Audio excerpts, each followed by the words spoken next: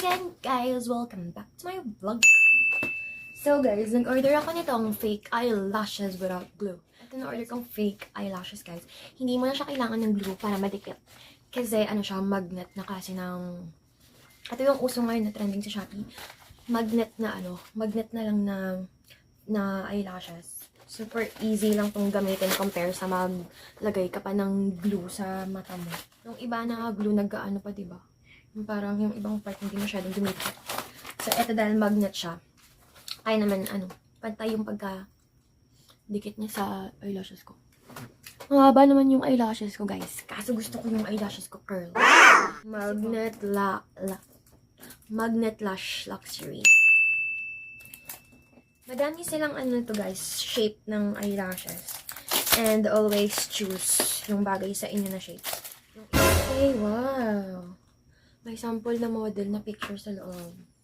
May sample ng babae na ka-eyelashes. Aesthetic Eh. Ang ganda ng paper nila, guys, oh. Hindi siya paper na nababasa. Para siyang may pagka-plastic na paper. This is from Jenny Lush. Jenny, as in Genie.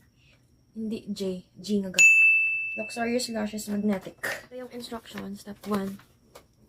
Step 1, curl the lashes muna. Step 2, peeking the lashes.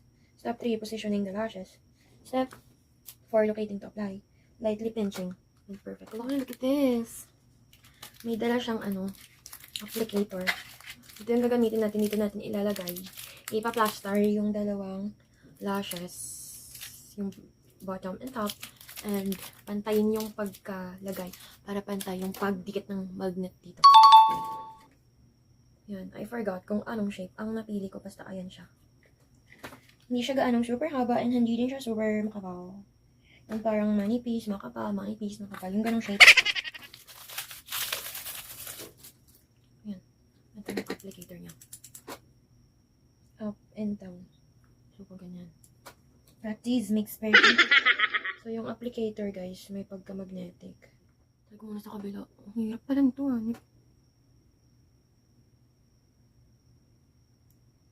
Ayan. Guys, ang hirap pala. Akala ko madali lang, putik. Akala ko madali lang. Again.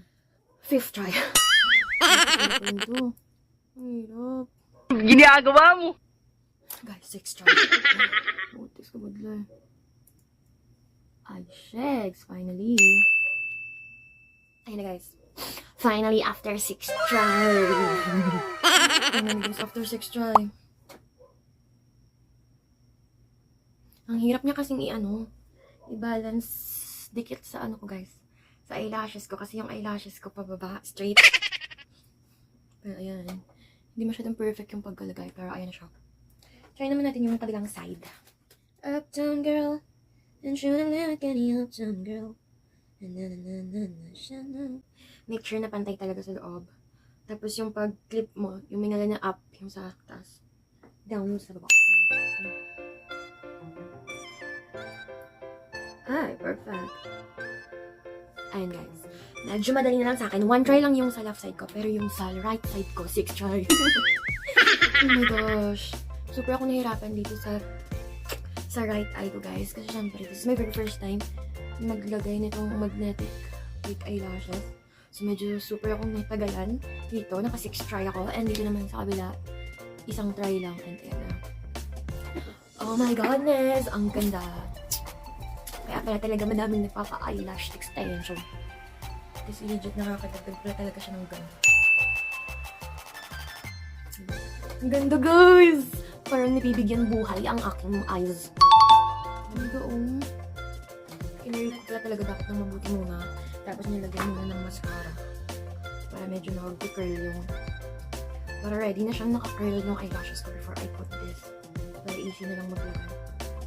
Ang ganda. Ang ganda sa magnetic na fake eyelashes nito, guys. Kasi this is reusable. Means, no need ka na magbili-bili ulit ng mga fake eyelashes na ginagamitan ng mga glues. Or na mga ginagamitan ng mga pendikit. This is reusable. Ang ganda. The first try lang pala talaga. Ang hirap niya, guys. Ang hirap niyang idikit. Pero sa kabila, 1 try ko lang. Alam ko na kung paano idikit. Dun sa kabila, nahirapan talaga ako. Ang ganda.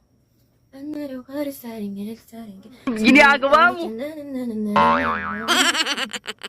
Next time pala, para super curl siya at maganda yung pagka-curl. Dapat pala kinurl ko munang mabuti yung eyelashes ko.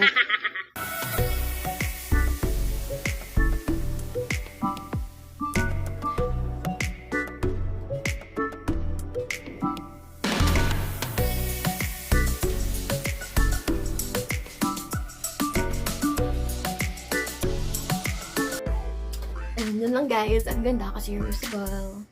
So hindi siya yung itatapon na lang agad, pwede mo pa siyang magamit ulit. So, less gastos sa pera. Yun lang guys, thank you for watching. See you in my next